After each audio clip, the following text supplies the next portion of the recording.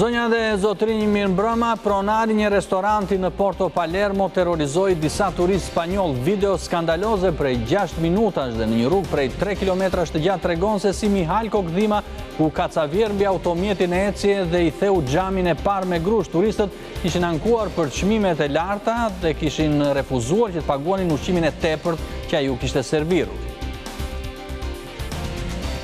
Policia arrestoi 2 drejtuesi teknik të firmave që po rikonstruktonin pallatin ku të premten humbën jetën 2 punëtorë dhe 3 të tjerë mbetën plagosur pas këputjes së skelës, ndërkohë një i tretë u shpall në kërkim, ndërsa Inspektoriati Shtetëror i Punës thotë se s'ka asnjë informacion për firmën zbatuese të projektit. Majoranca dhe presidenca përfshihen në një tjetër përplasje, këtë herë për Shkodrën, pasi kryetari i shtetit refuzon që të dekretojë një datë re për zgjedhjen e kryebashkiakut në këtë qytet pas dorëheqjes së Valdrim Pjetrit. Zoti Meta thotë se ka vetëm një datë për zhvillimin e zgjedhjeve lokale në të gjithë vendin dhe ajo është 13 tetor. Cura i epërm, një lugin magjepsëse në skajin verior të vendit, konsiderohet nga turistët e huaj si sekreti i fundit i Alpeve shqiptare. Ky fshat turistik u zbuluar e 10 vite më parë nga 2 turistë çek. Ata u nisën nga Tethi për në Valbon, por gatruan rrugën dhe përfunduan në Curaj dhe prej asaj kohe ka vizitor të shumë.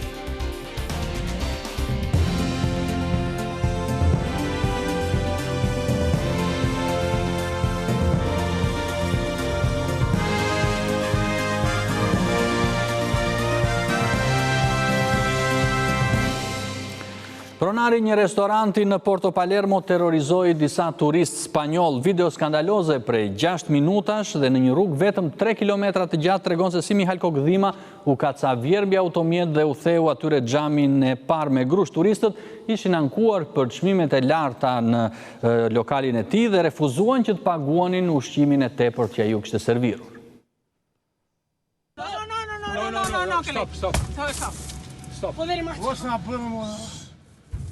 Gjak dhe panik për 3 kilometra. Pavarësisht terrorit, turistët spanjoll kanë mundur të xhirojnë sulmin që u zhbër nga pronari i restorantit Panorma, Mihal Kokdhima.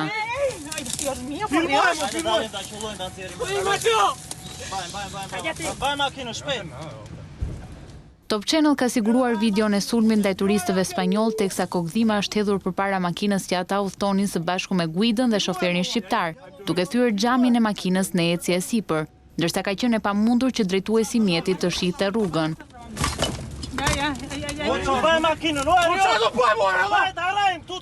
Me lutje agresori u kërkon të ndalin makinën, por edhe kur zbret, Kokdhima tenton të gjuajë sërish grupin e turistëve. Go to the police. Go to the police. Go to the police. Like this. Go to the police like this. Split, Igande. Hey! Go. No. Don't open. Don't open. He's looking. Abia dhe zëri i dridhur i turistëve dëgjohet gjatë gjithë kohës.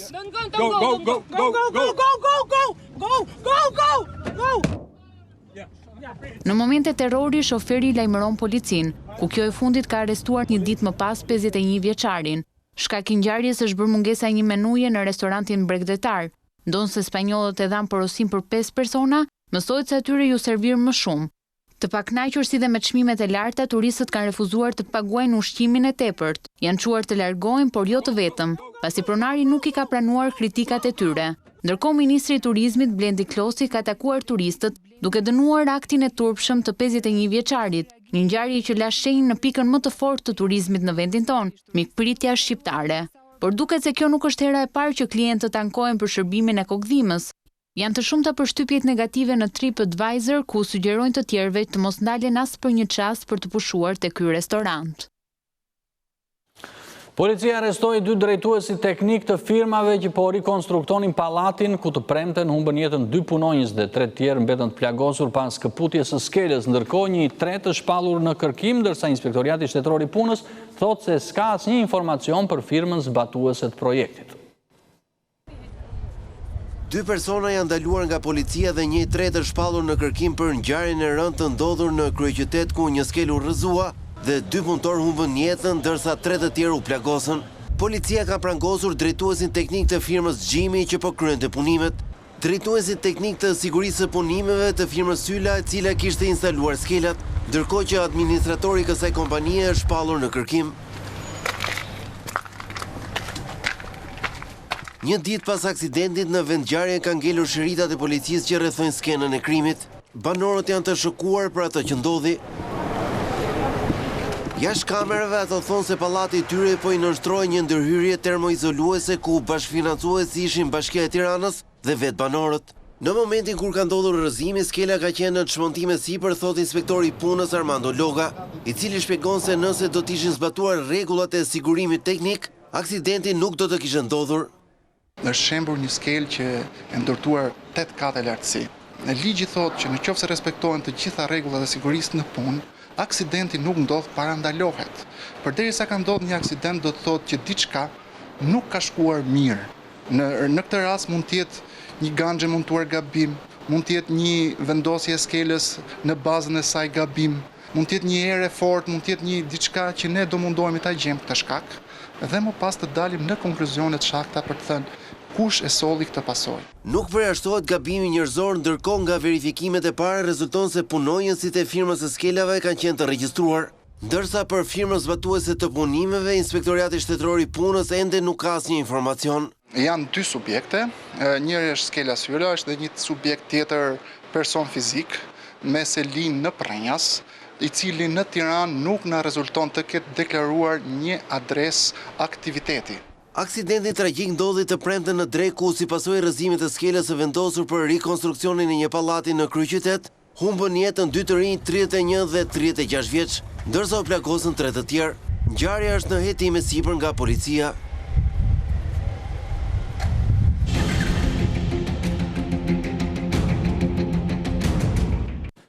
Majoranca dhe presidenca përfshihen në një tjetër përplasje, këtë herë për Shkodrën, pasi kryetari i shtetit refuzon që të dekretojë një datë të re për zgjedhjen e kryebashkiakut në këtë qytet pas dorëheqjes së Valdrim Pjetrit. Zoti Meta thotë se ka vetëm një datë për zhvillimin e zgjedhjeve lokale në të gjithë vendin dhe ajo është 13 tetori. Le të ndjekim Muhamet Veliun. Shkodra kthehet në mollën e rrallës të sherrit si një vazhdim i luftës politike mes presidencës dhe majorancës qeverisëse, kur kanë kaluar 40 tetor nga dorëheqja e Valdrim Pjetrit për të betuar si kryebashkiak i Shkodrës, që është edhe afati ligjor e kushtetues për të shpallur dekretin me një datë të re zgjedhjesh, presidenti i Republikës Ilir Meta nuk do ta bëjë një gjë të tillë. I pyetur nga Top Channel për arsyet e mos dekretimit, Tedi Blushi, zëdhënësi i presidentit Ilir Meta, tha: Zgjedhjet vendore janë më 13 tetor për të gjithë Shqipërinë, përfshirë edhe Shkodrën. Këto janë të vetme zgjedhje të ligjshme vendore përpara nesh. Megjithatë të hënën, pritet që prefekti i Shkodrës të thërras mbledhjen e parë të konstituimit të Këshillit Bashkiak. Pas betimit, ky këshill do të vendos për përfundimin e mandatit të Voltana Ademit. Këshilli do thërras për betim Valdrim Pjetrin, por njoftimi i tij për dorëheqjen nga mandati do të bëjë që drejtimin e qytetit ta marrë njëri prej 2 nënkretarëve që zgjidhet të hënën. Socialistët mendojnë se duke mos dekretuar një datë re për Shkodrën, presidenti po shkel kushtetutën në mënyrë të vazhdueshme që nga nxjerrja e dekretit për anullimin e 30 qershorit.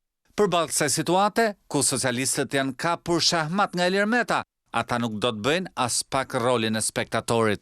Top Channel ka mësuar se mos dekretimi një date të re zgjedhjesh nga presidenti Ilir Meta pritet të trajtohet nga Komisioni i Posaçëm Hetimor Parlamentar si një vazhdimsi e shkeles rënd kushtetuese të kryer nga kreu i shtetit, që nisi me anullimin e zgjedhjeve të 30 qershorit.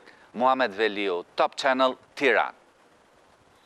Ndërkohë në Shkodrë flasin qytetarët dhe ekspertët për mundësinë e drejtimit të Shkodrës me nënkryetar në anën tjetër. Partia Demokratike njofton se të hënën do të protestojë paqësisht kur pritet që të konstituohet Këshilli i Ri Bashkiak. Le të ndjekim Klodian Zhivani.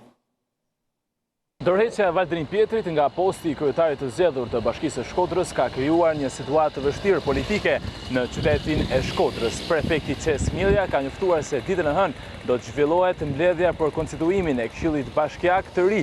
Pas betimit, këshilltarët do të zgjedhin edhe njërin prej nënkretarëve aktual të Bashkisë së Shkodrës, i cili do të drejtojë këtë bashki deri në zgjedhjet që do zhvillohen për pasardhësin e Voltana Ademit. Por çfarë mendojnë qytetarët shkodranë për situatën politike të krijuar në qytetin e Shkodrës? Situata politike është pak e ndërlikuar dhe këto ndryshime kur bëhen për arsye se ka defekt dhe për me kalu te përmirësimi të më mira bëhen këta zhvillime. Situata politike bolle e lodhën është. Pse? Po pse po se nuk ka drejtim Shkodra kurrë. Po pas asnjëherë. Shkodra nuk është As normale, as normale është në tonë Shqipnin e njëjta situatë. Për mendimin tim nuk ka pse më mbjell këshilli, paradoksi më duke që thotë do të mos zgjedh nën kryetarit, po ata nën kryetarit do të jenë zemërsi kryetarit. Eksperti i qeverisjes vendore Fathlum Nuria thotë se në këto kushte ligji parashikon qartë që këshilltarët e rinj do të votojnë për të zgjedhur një nga nënkryetarët aktual të bashkisë. Pra Shkodra do drejtohet nga një prej të besuarve të Voltana Ademit deri në momentin që do të bëhen zgjedhjet e reja. Pika 5 e këtij neni 61 pak ligjit, thotë që deri në zgjedhjen e kryetarit, Këshilli vendor zgjedh një nga nënkryetarët e bashkisë. Pra përsëri do të jemi në situatën e drejtimit pa themi, një administratë që ka rrjedhur nga mandati i kaluar, për sa i përket ekzekutivit, ndërsa legislative ose Këshilli vendor do të jetë nga mandatin e ri. Ndërkohë ditën e hënë përpara rektoratit të Universitetit Luiq Gurakuqi, ku do zhvillohet mbledhja për konstituimin e Këshillit të ri, Partia Demokratike e Shkodrës ka paralajmëruar një protestë sipas tyre por të mos lejuar kapjen e qytetit nga banda dhe krimi.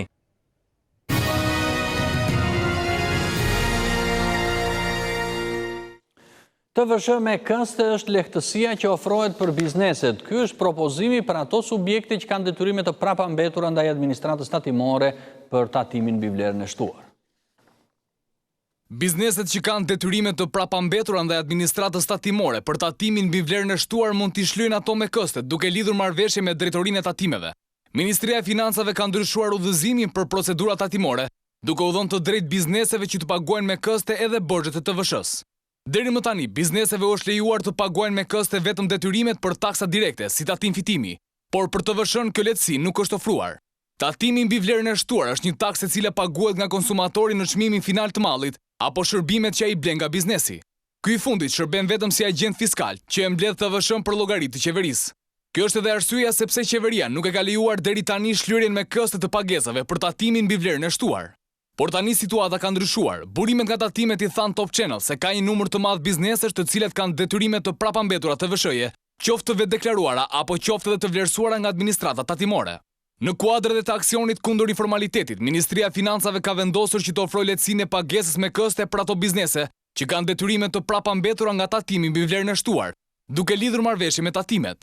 Sipas udhëzimit, për të përfituar këtë lehtësi, bizneset duhet të bëjnë kërkesë me shkrim në drejtorinë rajonale tatimore dhe pas aprovimit të paguajnë 20% të detyrimit që kanë, ndërsa pjesa tjetër paguhet me këste.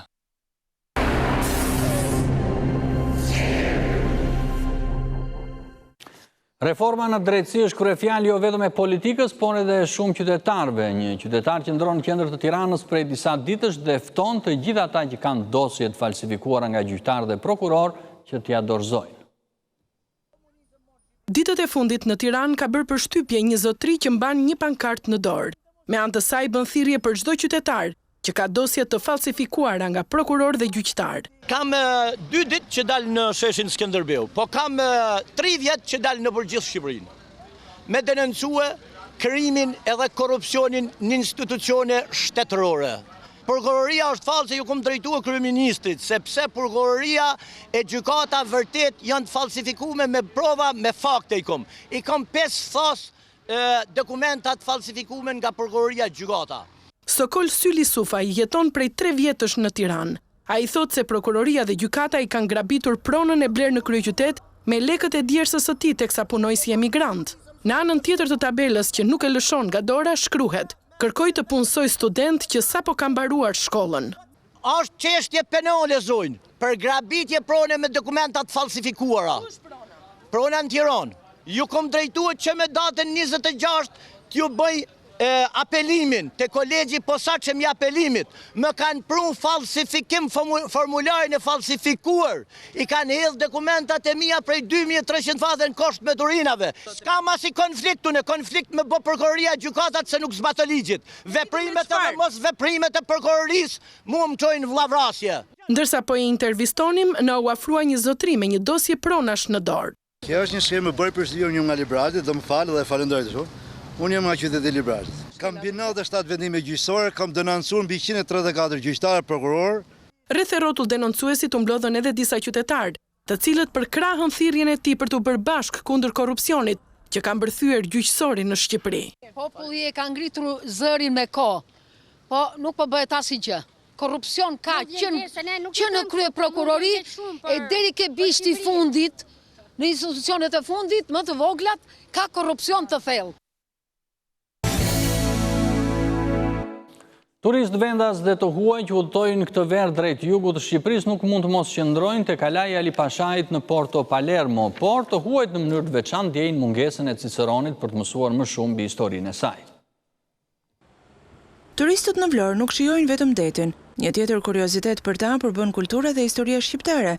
Kalaja Ali Pashës në Porto Palermo është një prej destinacioneve që pret çdo ditë turistë vendas dhe të huaj. Pozicioni gjeografik i saj dhe arkitektura janë ato që tërheqin gjithnjë më shumë turistët që vijnë nga Italia, Gjermania, Suedia, Polonia e deri nga Singapori i largët. Singapore? Unë jam nga Singapori. Është hera e parë që jam në Shqipëri. Kjo kështjellë është shumë e këndshme. Pamja është fantastike që këtu mund të shohësh malet, detin. Është e bukur, shumë e bukur.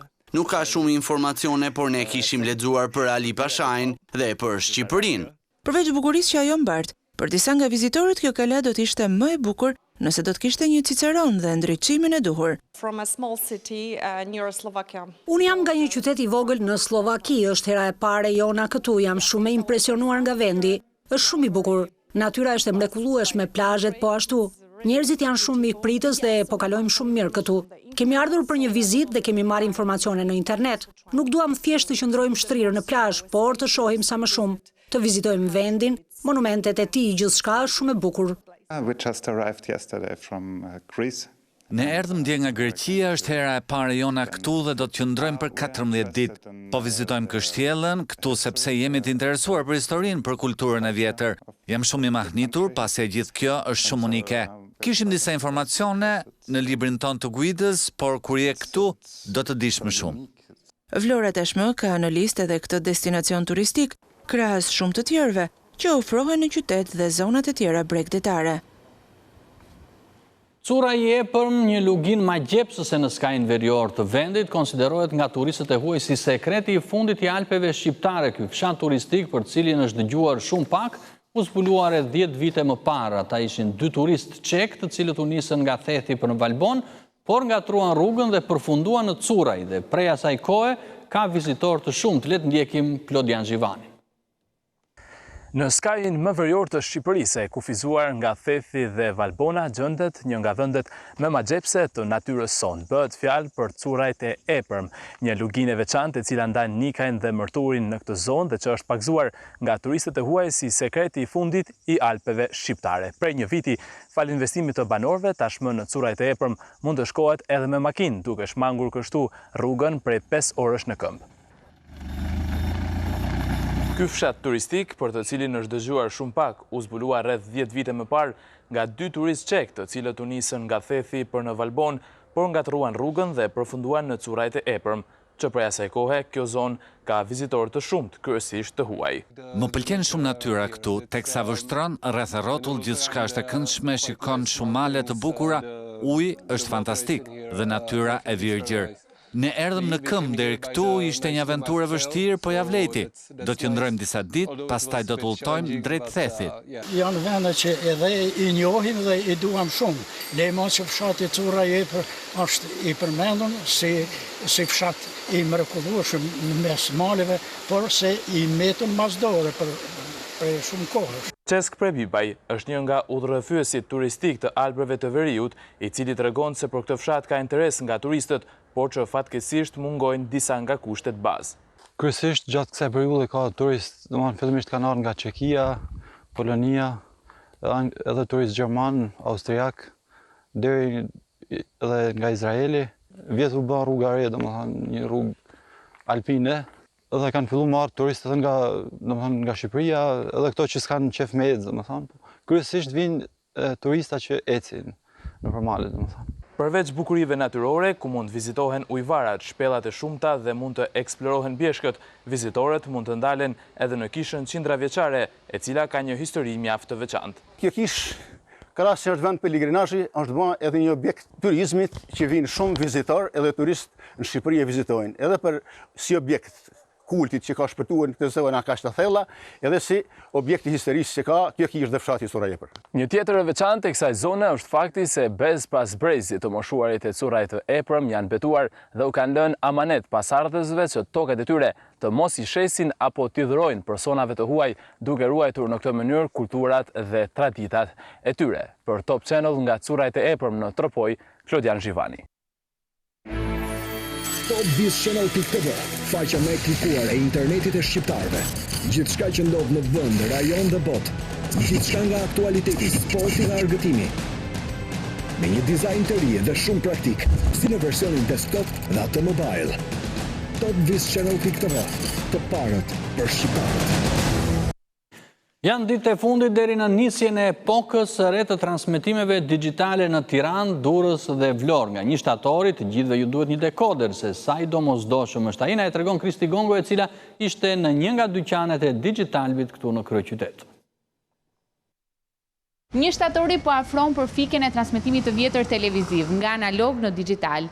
Për gjithë personat që janë ende të paqartë për ofertat që ofron Digitalbi, jemi në një nga dyqanet e tij për të komunikuar me punonjësit. Unë sot jam një kliente. Përshëndetje. Përshëndetje. Dua të pyes, pse duhet ta marr dekoderin? Përshëndetje. Siç e tha dhe ju, 1 shtatori po afron, që do të thotë të gjitha kanalet analoge do të fiken.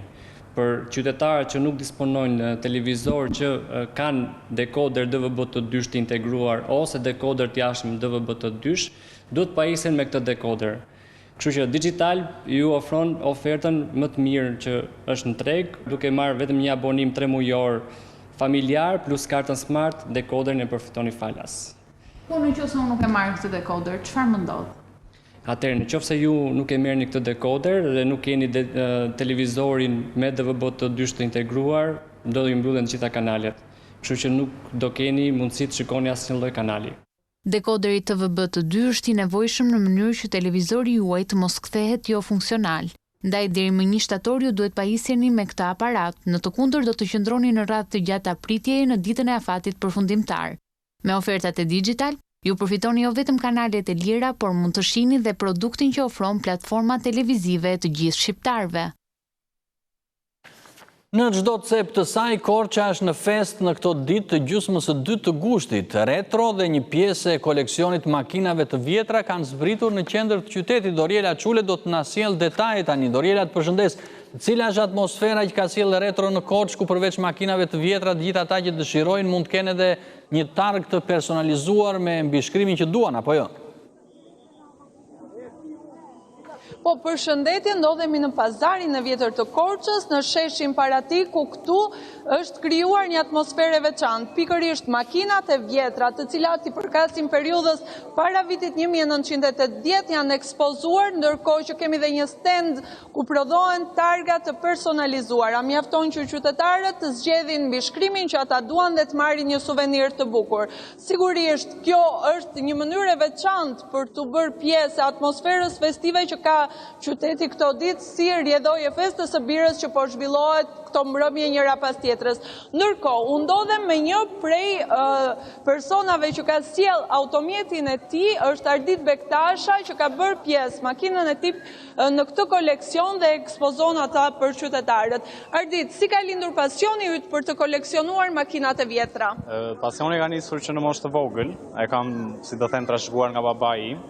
Ka qenë nga motoristët e parë në Pogrades, edhe ka filluar në një moshë diku, kam qenë 16 vjeç ku kam blerë makinën e parë. Aty ka filluar pasioni im duke u marrë me bërë modifikime të ndryshme, kam patur një Fiat 126 polak. Aty ka filluar, domethënë, pasioni im. Pastaj, domethënë, kam kaluar te kjo makinë, thjesht e kam gjetur në një faqe shitblerjesh në Maqedoni. Edhe më ka pëlqyer, sidomos nga forma dhe nga historia e makinës. Dhe jam interesuar dhe e kam blerë. Sigurisht kjo makinë nuk ka qenë kështu kur ti e bleve. Sa të është dashur të merresh me të dhe çfarë ndryshime është ke sjellë? Po, makina restaurimi ka zgjatur rreth 2 vjet, pasi ka qenë në gjendje shumë të keqe dhe kjo më ka bërë të dyshoj pak në fillim kur e kam blerë. Por kuptohet, pasioni më ka shtyrë që ta përfundoja. Ndryshimet nuk është se e kam ndryshuar ndonjë diçka, makina është në origjinalitetin e saj, vetëm disa gjëra të personalizuara si pjesë e pasqyrave ose kuptohet dizajni dhe vetëm në pjesës e ndileve interiori i brendshëm, domethënë, i makinës. Nuk është se kam vështirë. Faleminderit. Ditë ndërkohë, pas meje ndodhet edhe stenda ku të gjithë mund të personalizojnë targat e tyre. Është një suvenir i bukur në fakt që vjen jo vetëm nga Korça, por që mund të shkruhet emri, thënie të ndryshme, apo sipas preferencës së secilit. Është një suvenir i veçantë sigurisht, nga informacionet që unë kam marrë tek stenda, këto janë targa me të cilat nuk mund të qarkullohet, por që gjithsesi mbeten një kujtim i bukur. Dorela, të falenderoj për këto informacione që na solle nga Korça.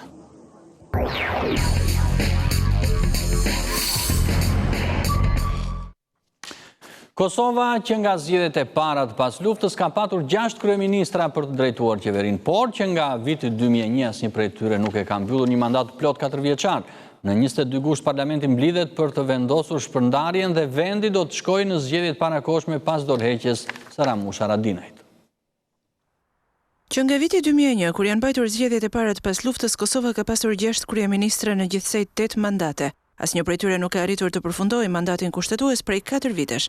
Sipas Radios Evropa e Lirë, pothuajse secila prej qeverive të Kosovës, të koalicioneve të ndryshme partijake, kanë hyrë në mocione mosbesimi dhe janë detyruar të dorëhiqen duke e futur vendin në cikle të parakohshme zgjedhore.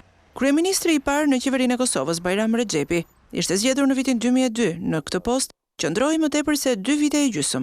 Hashim Thaçi ishte kryeministri që në 2 mandate arriti të mbajë më gjatë postin me mbi 3 vite e gjysmë, ndërsa kryeministri aktual në detyrë, Ramush Haradinaj, në këtë post është prej 1 viti e 8 muaj. Pas dorëheqjes së kryeministrit në detyrë, partitë politike tashmë kanë deklaruar se janë pro zgjedhjeve të jashtëzakonshme, ndërsa kanë rënë dakord të shpërndajnë parlamentin më 22 gusht. Mos përfundimi i mandateve qeverisëse, sipas analistëve politik në Kosovë, është pasojë e paqëndrueshmërisë së vetë koalicioneve. Analistët thonë për Radion Evropa e Lirë se asnjë qeveri në vend nuk është krijuar mbi një program të qëndrueshëm, por me koalicione që prioritet kanë interesat partijake për ndarjen e posteve drejtuese.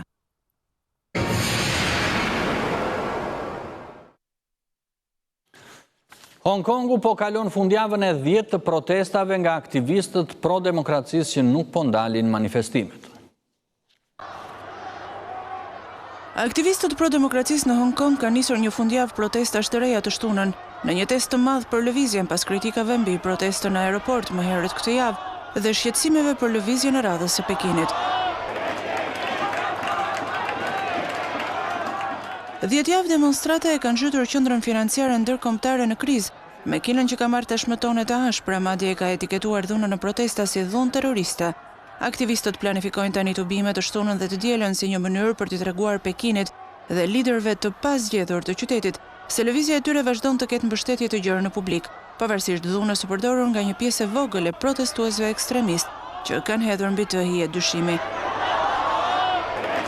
Të martën protestuesit bllokuan pasagjerët që do të niseshin në fluturim në aeroportin e qytetit, e më pas sulmuan 2 persona që i akuzuan si spion kinez.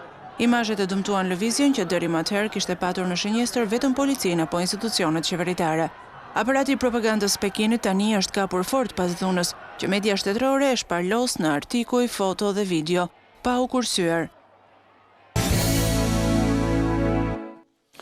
Në Dropull u organizua një garë vrapje pa zakon për këtë zonë. Rreth 100 persona të gjitha grup moshave morën pjesë në garën malore.